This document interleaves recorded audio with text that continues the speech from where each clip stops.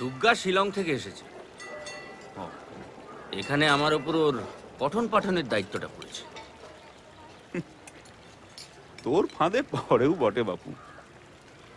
আপনার লেখা তো ওখানে হাতে হাতে ঘুরে সত্যতা। কোনটা? পথের ধারে ঢেউ, ভাঙন। সত্যব্রত আসলে সত্যিকারের খেটে খাওয়া মানুষের লেখক দুর্গা। তোমার মতো পার্টির জন্য জেল খাটালো, চা চলবে? বাবা, গাধা পিটিয়ে কিঞ্চিত পয়সা কামাচ্ছি, বললাম না টিউশন, তাই তো ধারগুলো শোধ করার চেষ্টা করছি। কে গাধা? হ্যাঁ, মদন, এদিকে চা দাও। দাদাবাবু 3 মাসের বাকি আছে কিন্তু।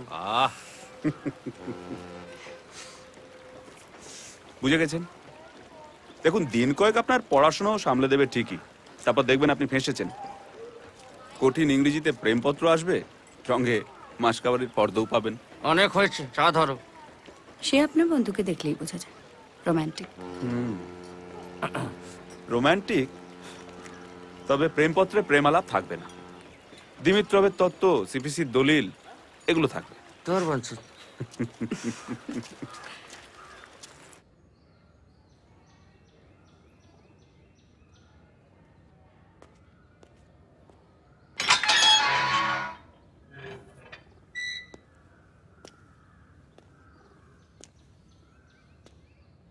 কি দেখছেন?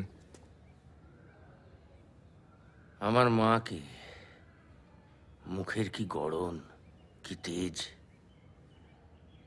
বিহার গভর্নমেন্টের কিছু ডকুমেন্টারি করেছিলাম, তখন এদের খুব কাছ থেকে দেখি। খাঁটি দেশ বলতে যা বোঝায়। আদি বাসিন্দা? হ্যাঁ, আমাদের মতো না, উপড়ে ফেলা মাল, ইম্পোর্টেড আঁতেল সব। আসলে আমরা ঠিক করে উঠতে পারিনি কোনটা আগে, পিপল না থিয়েটার। পিটিজিটা কি পার্টির ফেস্টুন? পিপল পিপল করে মাথা খারাপ করলে চলবে? নাটকের ছেলেমেয়েরা নাটক করতে চায় বাবা, মিছিল মিটিং রাজনীতি নয়। তাদের বিভিন্ন গণসংগঠনে ভিড়িয়ে দেওয়া হলো কেন? না, ছেলেমেয়েরা কি নাটক নিয়ে ভাবছে? আলো নিয়ে, মঞ্চসজ্জা নিয়ে, অভিনয় নিয়ে, বাচিক আঙ্গিক নিয়ে।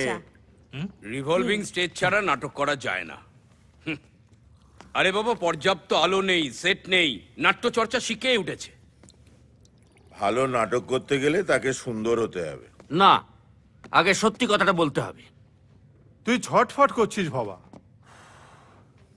এনার্কিরও একটা ডিসিপ্লিন আছে।